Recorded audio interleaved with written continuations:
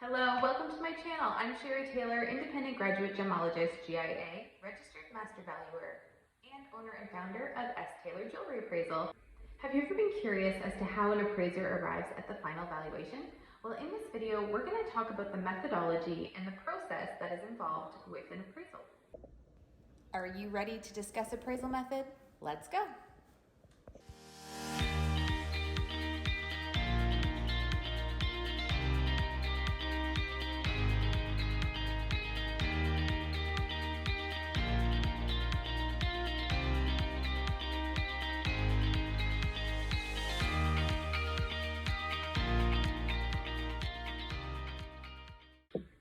No two appraisers will ever arrive at the exact same value, although they may be close. Each of us has our own data that we rely upon in order to formulate our values, and also our own markup levels that we feel ethical. Jewelry appraisals consist of two sciences. The first is gemological, so we are first examining, identifying gemstone material, grading using the rarity scale, and then the second science is valuation science. Years of professional training in both sciences is imperative to a proper appraisal document. Our scientific gemological findings are the foundation to which the value is based upon. When we combine the gemological findings with the appropriate resources, market research, and available comparables, we're able to formulate a really solid appraisal value. Many people don't realize it's the appraiser's responsibility to subscribe to a couple or a number of industry price guides. These price guides do come at a fee, and they can be quite costly depending on the number of them that the appraiser subscribes to. So that will be reflected in likely the cost that you are paying for the appraisal itself. They are structured on a per carat basis, so they're categorized by size and also by rarity scale. There will be a price per carat range given depending on the size and the quality that is selected in the report. Based on that per carat price range, it's up to the appraiser's discretion as to what they decide to ultimately use in the final valuation. It's important to note that these price ranges are at a wholesale level, and it's up to the appraiser to later apply the markup or any exchange rate.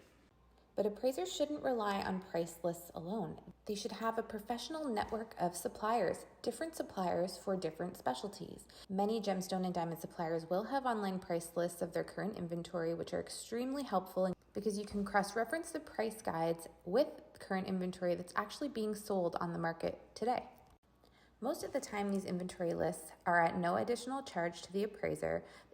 It's just a matter of appraisers taking the time to build a professional network that they feel confident using, as well as taking the time to consult these inventory lists.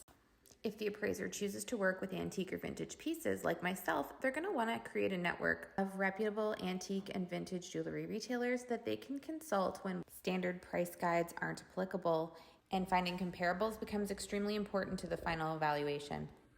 Items like historical pieces that are highly collectible will have a different valuation structure than something that is mass-produced, current, and readily available.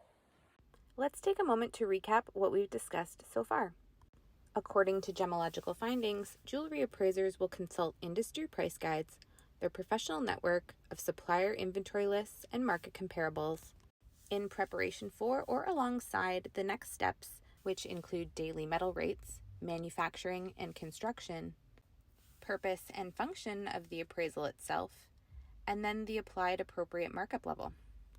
Daily metal rates are available on websites like Kitco. Appraisers will update their price tables in their appraisal software daily if their software doesn't already do that for them. The software will then take the gram weight of the piece and also the carat of the gold and make modifications for the proper price per gram. Next, we're going to take a look at the manufacturing and construction. This is how the appraiser will determine the appropriate manufacturer's markup that they should apply to the per gram price that was calculated based on the software. We look at things like finish, so is it something that's mass-produced in large quantity or handmade, one of a kind? How many diamonds or gemstones are in the piece and what the setting charge would be for each one? Any additional details like hand engraving or very intricate design that would cost more to do? Now here's where choosing an appraiser that is properly trained in valuation science comes into play. Most people are surprised to learn that there are different methods applied depending on the purpose and the function of the appraisal.